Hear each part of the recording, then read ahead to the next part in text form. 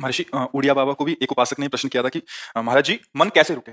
तो उड़िया बाबा ने उत्तर दिया नियम पालन से। यदि हम नियम पर दृढ़ रहें तो मन हमारा क्या कर सकता है। नियम तो परमात्मा देखता है, हम लोग नियम पर दृढ़ नहीं रहते, इसी से हमारे देश की दुर्दशा है। संध्या वंदन तक का नियम जाता रहा है, भजन करने के लिए नियम की बड़ी आवश्यकता हाँ, बड़े नियम की आवश्यकता है। तो जैसे प्रातः काल से सायं काल तक की हर व्यक्ति की अपनी एक दिनचर्या होनी चाहिए। ऐसा नहीं कि आज हम 4 बजे उठे, कल 7 बजे उठे, पर फिर मन को आप कंट्रोल नहीं कर पाएँगे। मन के लिए एक दिनचर्या होनी चाहिए कि हमको 10 बजे सोना है, 4 बजे उठ जाना है, तो फिर 4 से सवा 4 नहीं होना चाहिए। 4 बजे उठ जाना है, ऐसा नियम बना लें और उठ कर के हमको थोड़ी देर नाम जप करना है, थोड़ी देर हमें वाणी जी का गायन करना है, थोड़ी देर हमें ध्यान एक अपनी दिनचर्या, फिर हम अपने संसार के कार्य के नियम, जो संसार के कार्य हैं, उनको भी करते हुए भगवान को समर्पित करें। जैसे जो पद में है, जो आपको राष्ट्र सेवा मिली है, जो आपको समाज सेवा के पद मिले हैं या आपको जो घर की सेवा के कार्य मिले हैं, उनमें बहुत धर्म पूर्वक आचरण होना चाहिए। अगर आप अधर्म आचरण करते हैं, अपने पद का दुरुपयोग करते हैं, तो आप सुबह जग करके थोड़ा माला चला लीजिए, फिर भी आपका कल्याण नहीं होगा।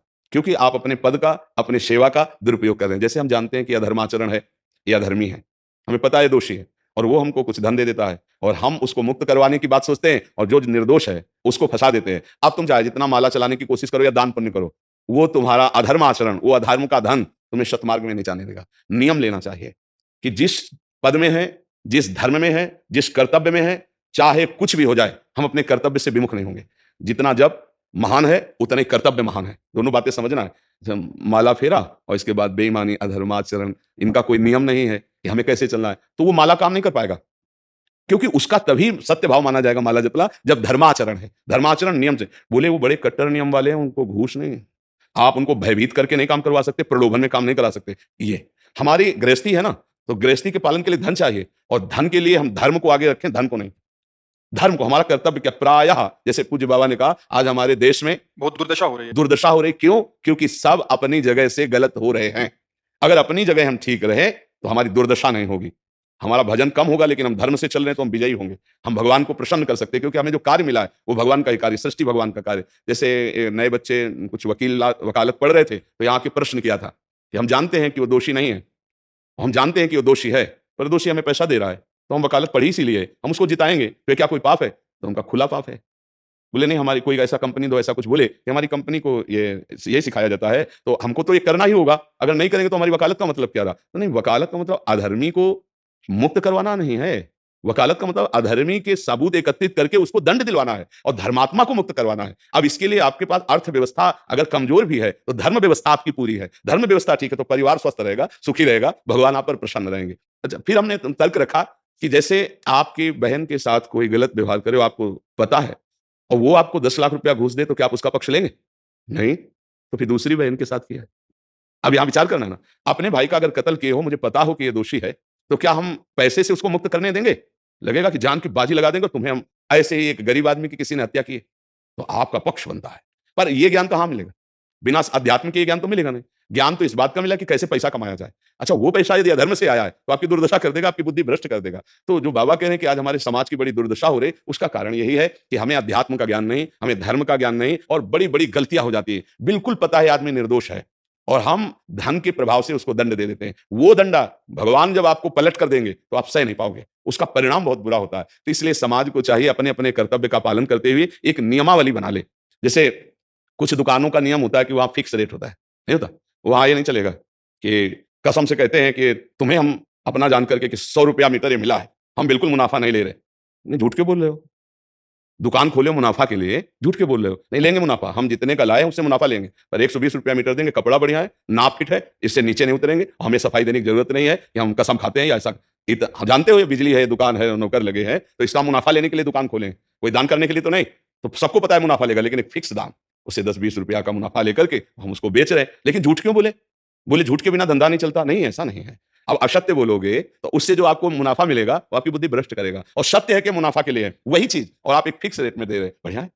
अब अगर आप कोई मिलावट करके भोजन सामग्री दे रहे हैं, आपको पता है, तो जो खाने वाले के हृदय में बैठे हुए भगवान है, वो तुम्हारे जीवन में मिलावट कर देंगे, तुम्हारा जीवन महान दुखमय हो जाएगा। ये कहाँ समझा जाता है? एक आदमी सिंथेटिक दूध बना रहा है, उससे कहो ये अपने बच्चे को पिला, नहीं पिलाएगा।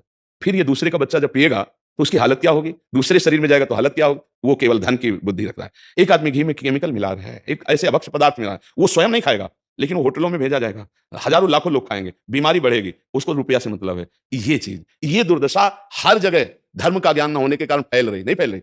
एक मरीज बीमार है, असली दवाओं में पैसे ज्यादा है, नकली दवा लेकर के असली के दाम में बेच देना, उसको बिल्कुल फायदा ना होना, लेकिन परमात्मा देख रहा है, तुम जानते हो नकली दवा है, वो तो नहीं जानता बेचारा, ज्यादा पढ़े लिखे नहीं, किसान आदमी गांव का आया है, तुमने दे दिया और उसने पैसा दिया असली के। अब वो पैसा तुम्हारी बुद्धि भ्रष्ट करेगा, तुम्हारे परिवार में कलह पैदा करेगा और तुम्हारा पतन कर देगा। ऐसे हर डिपार्टमेंट में, हर विषय में यदि हम अपने धर्म से चले, अपने सत्य से चले और थोड़ा भी भजन होगा, वो आपको उत्तम गति प्रदान करेगा। पर ऐसा कहां समझ में आ रहा है? अध्यात्म के बिना भला ऐसा समझ में आएगा? तो इसीलिए कह रहे हैं हमारे देश की दुर्दशा हो रही। पूर्वजों में पहले यह था कि हमारा धर्म नहीं जाना चाहिए चाहे प्राण चले जाएं, हमारा चरित्र नहीं जाना चाहिए चाहे सर्वस्व नष्ट हो जाए। आज इसकी कोई परवाह नहीं, तो उसी से बुद्धि भ्रष्ट हो जाती है, जीवन एक पशुवत आचरण वाला हो जाता है और वो अपने को बड़ा सुखी समझने लगते हैं कि हमारे पास बड़ा वैभव है। लेकिन प्यारे, उस दिन को याद करो जिस दिन तुम्हारा आखिरी समय होगा, ना तुम्हारा फार्म हाउस जाएगा, ना महल तुम्हारा जाएगा, ना बैंक बैलेंस जाएगा, ना कोई व्यक्ति और ना ये शरीर। अब तुम्हारे कर्म तुमको भोगवाएंगे। उस समय की कौन याद करता है?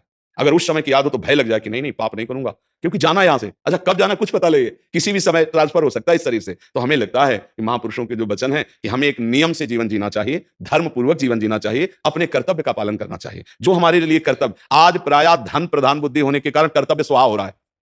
एक विद्यालय में विद्यार्थी के लिए जो गुरु पद में बैठा है, उसका क्या कर्तव्य है? वो अपने कर्तव्य को भूला हुआ है। भला छोटे छोटे विद्यार्थियों को, जिनकी नींव पूरे राष्ट्र सेवा में, समाज सेवा में ये बन सकते हैं, अगर उनको हम सही शिक्षा नहीं दी तो उनका पूरा जीवन बर्बाद हो जाएगा। अगर उनको हम गलत सपोर्ट कर दिए तो उनका पूरा जीवन बर्बाद, क्योंकि नया जीवन है। और जगह जगह अपने अपने कर्तव्यों का यदि पालन किया जाए तो पूरा समाज सुखी हो जाए। लेकिन कर्तव्यहीनता आ रही, कोई अपने कर्तव्य को नहीं समझ रहा है। तो यही बात महापुरुष जनों को दुख लगता है कि अगर सब अपने कर्तव्य का पालन करें, धर्म का पालन करें, भगवान का नाम जप करें, तो सब सुखी हो जाए। सुख सब चाहते हैं और आचरण दुख वाले करते हैं, इसीलिए सुख नहीं मिल रहा है, परिणाम में हमें दुख मिल रहा है। सच्ची मानना, वो रुपया पूरे परिवार में अशांति पैदा कर देगा। और धर्म पूर्वक 100 रुपया लाओगे और 4-5 परिवार के बैठ के नमक रोटी खाओगे, आनंद से सोओगे, बड़ा प्यार रहेगा, भगवान की कृपा रहेगी। पर यह बात समझ में नहीं आती है। तो ये वृत्ति अगर छोड़ी ना जाएगी तो कुछ भी कर लो, कहीं भी दान पुण्य कर लो, लाभ नहीं मिलेगा। अगर दान देने की बात कही गई है तो धर्म पूर्वक कमाए हुए धन से। अगर आप मेहनत से कमाए हो ना, 10 रुपया दे दोगे ना, तो 10 रुपये का वो आटा लाके अगर 2 रोटी खाएगा तो खूब वजन होगा। और आप 1 लाख रुपया बेईमानी कर रख दोगे ना, तो बैठे बैठे वो गंदा ही सोचेगा, वजन नहीं होगा। उसका गंदा सोचना और आपका गंदा करना, दोनों मिलकर के, उसके कारण भी तो आप बने ना, तो आपका ही पतन हो जाएगा। उसको तो भगवान बचा लेंगे क्योंकि भगवान की शरण में है। तो मुझे लगता है अधर्म के धन से कभी किसी को लाभ नहीं मिलता। तो अपने कर्तव्य का पालन करते हुए यदि नाम जप किया जाए तो बहुत जल्दी हमको लाभ प्राप्त हो जाए। बहुत सुंदर, मतलब ये चर्चा होती है, अगर आप लोग इसको धारण कर लें तो निहाल हो जाएगी। सच्ची कह रहे, ये जो बातें हैं ये बहुत सुंदर जीवन को पुष्ट करने वाली हैं, पर आप धारण कर लें तो बात है। नहीं नहीं तो जैसे लाभ दिखाई दे रहा 50,000, तो ये बातें भूल जाओगे, ये बातें अच्छी नहीं लगेंगी। हे यार, बहुत बढ़िया काम घर में आएगा, पर हमारी ये बात ध्यान रखना, वो 50,000 घर में अशांति पैदा कर देगा। सच्ची मानना, आप धर्म से चलना, धर्म से चलोगे तो भगवान तुम्हारी रक्षा में रहेंगे। अधर्माचरण, देखो कैसी कैसी घटनाएं होती हैं। बढ़िया कार है, फिल्मी गाना लगाए चल रहे हैं, और वो एक्सीडेंट हुआ, आग लग गई, बाहर निकल ही नहीं पाए, वो अंदर ही जल गए। क्या हुआ? ये करोड़ों रुपए की कार भूंज दिया तुमको अंदर ही बैठाल के, धू धू करके आग लग गई, अंदर जल। ऐसे जलना चाहते हो, या भगवान के आनंद में चिंतन करके शरीर छूटे हो फिर दाह संस्कार हो? ऐसे कि सब लोग भगवान के नाम का कीर्तन करते ही जा रहे, फिर आपका अंतिम संस्कार वहां जीवित जल गए। क्या हो सकता है? एक एक पल तुम्हारे कर्म का हिसाब होगा, एक एक सेकंड का। ऐसे कर्म करो कि हमारा अच्छा हिसाब हो, बुरा हिसाब। ये मत समझो कोई देख नहीं रहा, वो देख रहा है जिसको हिसाब कर रहा है, वो देख रहा है। उसके लिए कोई वकील या किसी सबूत की जरूरत नहीं होती, वो सर्वांतर्यामी आपके अंदर बैठे ही देख रहा है। तो सदैव जैसे सत्संग सुन रहे हैं, तो अगर हाथ जोड़ के प्रार्थना है, थोड़ी भी बात मान लोगे तो आप सच्चे सुख के मार्ग में चलने लगोगे। नहीं तो भाई, बहुत गंदी हवा चल रही है, माया की बहुत गंदगी ऐसी फैल रही, कलिकाल है ना, कि ये बातें किसी को पसंद नहीं आती। वो बात बताओ कि हम कितना रुपया कमा ले, कैसे कितने भोग भोग ले, और वो अध्यात्म में नहीं है। आपको सच धोखे में मत रहना। अध्यात्म में है, जितना आप धर्म से चलोगे उतना सुखी होगे, और लोक में है जितना धन मिल जाएगा उतना सुखी माना जाएगा। लेकिन वो सुख नहीं है, वो चंद मिनट के लिए हाइलोजन की तरह जलेगा, फ्यूज हो जाएगा। और धर्मात्मा दीपक की तरह जलेगा, पर बहुत काल तक चलता रहेगा। इन बातों का चिंतन कीजिए, खूब नाम जप कीजिए और भगवान के भरोसे रहिए, गंदे आचरण मत कीजिए।